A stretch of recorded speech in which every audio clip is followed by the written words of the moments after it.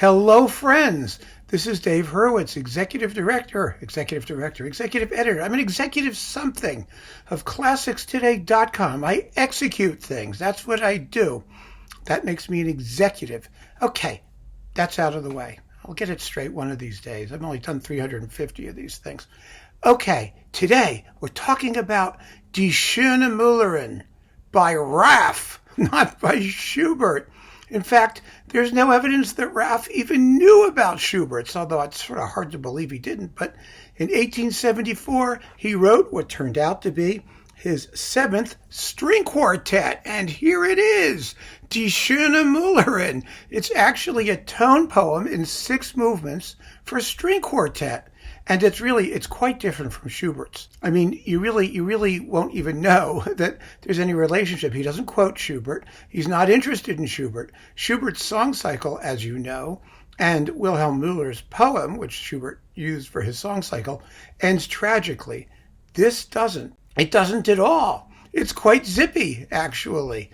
It's really as simple as can be. Why he even called it Die Schöne Müllerin is anybody's guess, although there is programmatic significance in these 6 movement titles.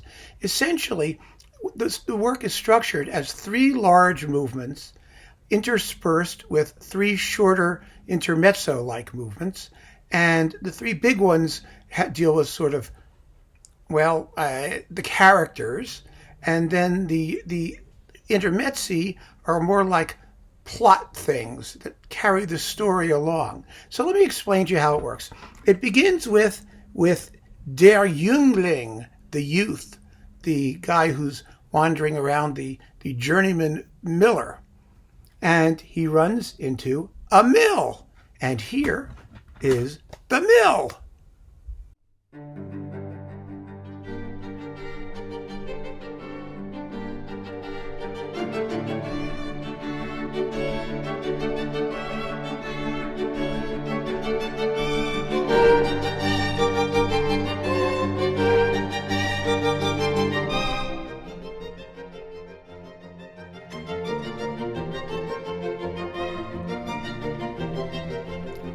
It sounds rather millish.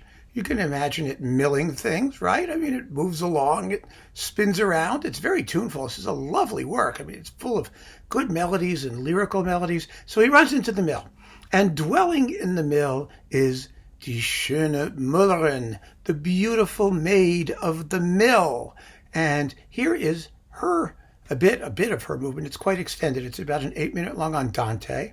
And it's exquisite and coquettish and feminine and delicious and everything you would want to grab and snuggle with if you were a journeyman miller. Here she is.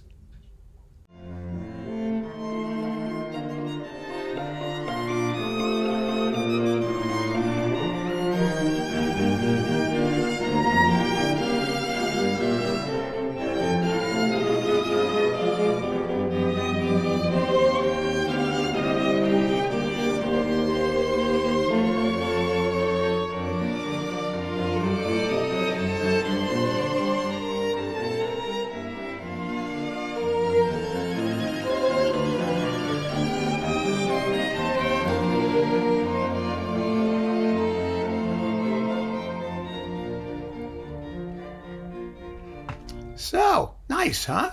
Lovely. She's really adorable. Then come 2 shorter movements. One is Unruhe. In other words, anxiety, neurosis.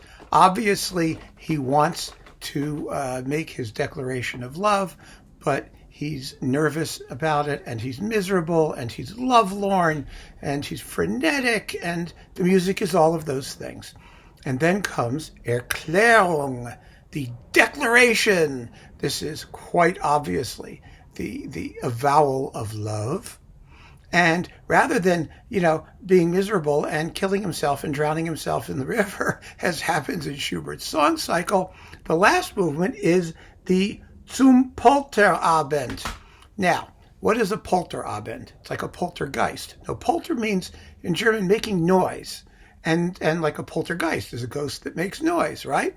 Well, a Polterabend is a noisy evening. Traditionally, it is the party the night before the wedding when you wish the bride and groom good luck by breaking crockery and throwing things, like they do in Russia with, China at the wedding, or maybe even, stomping on the glass at the Jewish wedding. It's supposed to be a sign of good luck. No one knows exactly where this custom originated, but it's fairly common in European circles. You break things. In the German instance, you break things before the wedding because, being quite tidy, the Germans want to be able to clean everything up before you get to the actual ceremony the next day. And so the piece ends with the Polterabend, and although you can't really imitate breaking crockery on a string quartet unless they're playing very, very out of tune, I mean, I've heard some string quartets that sound like breaking crockery, but this is not the case here. But it does work its way up to a really, really rousing, exciting conclusion. And you can kind of imagine that just as soon as the thing ends, everyone just goes, whoa, and down goes the crockery. Here's the ending.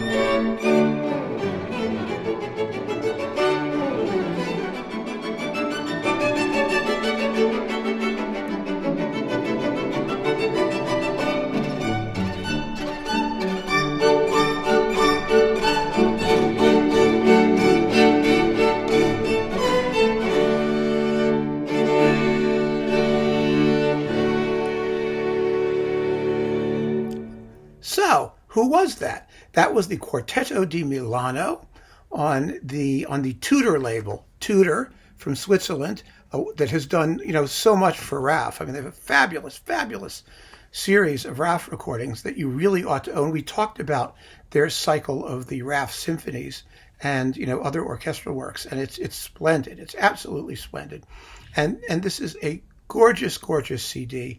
They've done a bunch of the quartets. Also on CPO, there were a bunch of the quartets, and they've done this one, but it's unavailable except as a download. You can get it as an MP3 download. So the piece is out there, and I strongly recommend, if you would like a schöne Müllerin change of pace, and you find Schubert's ending rather depressing, that you consider Joachim Raff. He'll do you proud. You'll enjoy it. So keep on listening, folks, and enjoy the Fair Maiden of the Mill quartet style. Take care.